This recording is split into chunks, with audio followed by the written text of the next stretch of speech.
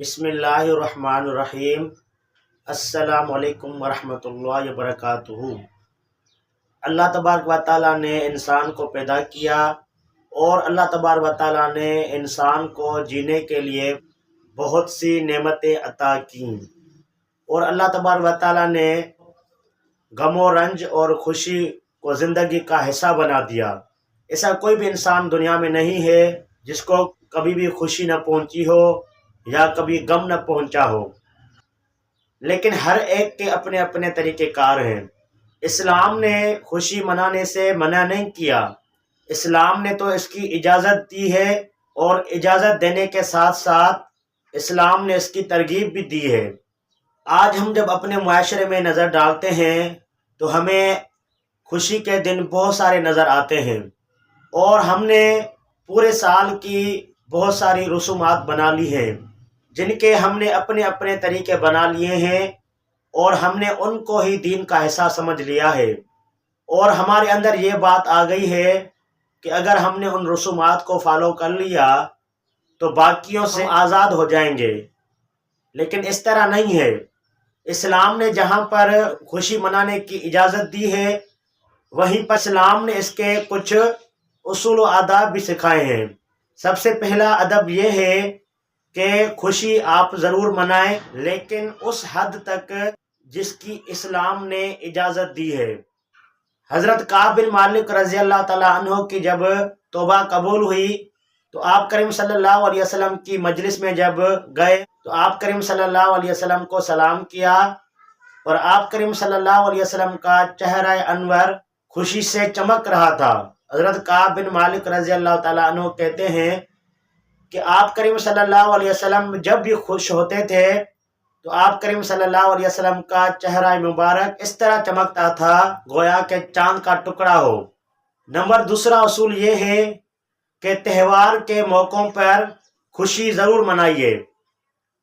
آپ کریم صلی اللہ علیہ وسلم جب مکے سے مدینے کی طرف ہجرت کر کے گئے تو آپ کریم صلی اللہ علیہ وسلم نے فرمایا کہ تم سال میں 2 دن خوشیوں کے مناتے ہو، لیکن اب خدا نے تمہیں ان دنوں کے بدلے میں 2 عظیم دن عطا فرمائے ہیں، یعنی عید الفطر اور عید الاضحیٰ۔ عید الفطر اور عید الاضحیٰ کی خوشی اسلام میں جائز ہے، اس کی اجازت ہے اور اس کی ترغیب دی گئی ہے، اور اس کا حکم دیا گیا ہے کہ آپ ان دنوں میں ضرور خوشی منائیے، صاف ستھرے حسب توفیق کپڑے پہنیے، خوشبو لگائیے، جتنی خوشی ہو سکے منائیے، اور ان 2 دنوں میں روزوں سے ممانعت ہے، اسی لیے اسلام نے یہ ہمیں 2 دن عطا کیے ہیں۔ حضرت عائشہ رضی اللہ تعالی عنہا کہتی ہیں کہ عید کا دن تھا اور کچھ لونڈیاں بیٹھی اشعار گا رہی تھی جو جنگ بواس کے متعلق انصار نے کہے تھے۔ تو حضرت ابو بکر صدیق رضی اللہ تعالیٰ عنہ گھر آئے اور انہوں نے کہا کہ نبی کے گھر میں یہ گانا بجانا کیسا؟ تو آپ کریم صلی اللہ علیہ وسلم نے فرمایا کہ اے ابو بکر رہنے دیجئے، ہر قوم کے ایک تہوار کا دن ہوتا ہے اور آج ہماری عید کا دن ہے۔ اسی طریقے سے ایک مرتبہ حبشی بازیگر اپنے فوجی کرتب دکھا رہے تھے تو آپ کریم صلی اللہ علیہ وسلم وہ خود بھی دیکھ رہے تھے اور حضرت بی بی عائشہ رضی اللہ تعالی عنہا کو بھی دکھا رہے تھے۔ نمبر 3، خوشی منانے میں اسلامی تہوار کو ضرور فالو کرنا ہے، کیونکہ خوشی جو ملتی ہے وہ اللہ تبارک و تعالیٰ کی طرف سے ملتی ہے، اور کوئی غم ملتا ہے وہ بھی اللہ تبارک و تعالیٰ کی طرف سے ملتا ہے۔ تو جس رب نے ہمیں خوشی عطا کی ہے اس کا ضرور شکر ادا کرنا چاہیے، ورنہ وہ خوشی جو اللہ تبارک و تعالیٰ دینے پر قادر ہے تو وہ خوشی لینے پر بھی اللہ تبارک و تعالیٰ قادر ہے۔ اسی لیے اللہ تبارک و تعالیٰ کا شکر ادا کرنا انتہائی ضروری ہے۔ آپ کریم صلی اللہ علیہ وسلم جب راتوں کو نماز پڑھا کرتے تھے تو آپ کریم صلی اللہ علیہ وسلم کے پاؤں مبارک سو جایا کرتے تھے۔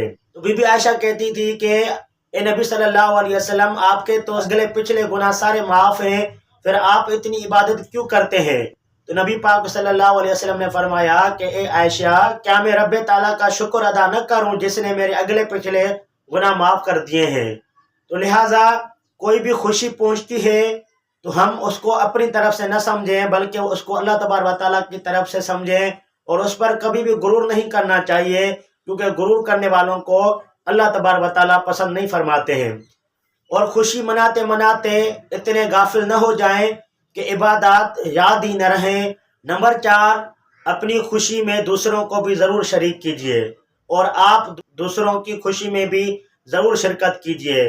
زندگی میں رہ کر انسان کے دوسرے انسان میں کام پڑ سکتے ہیں۔ انسانوں کو مل جل کر رہنے کا حکم دیا گیا ہے، تو ضرورت اس بات کی ہے کہ ہم جس معاشرے میں رہتے ہیں وہاں پر ہمیں اپنی خوشی بھی منانی ہے اور اپنی خوشی میں دوسروں کو بھی ضرور دعوت دیجیے، اور دوسروں کی جو خوشیاں ہیں ان میں بھی آپ ضرور جو ہے شرکت کریں۔ حضرت کعب بن مالک رضی اللہ تعالیٰ عنہ کی جب توبہ قبول ہوئی تو وہ بہت ہی خوش تھے، اور اس کے لیے سب سے خوشی والا دن وہی تھا، اور صحابہ کرام ان کے پاس مبارکباد دینے کے لیے گئے تو وہ حضرت طلحہ رضی اللہ تعالیٰ عنہ نے جو ان کو مبارکباد دی تھی وہ حضرت کعب بن مالک ان کو ہمیشہ یاد کرتے تھے۔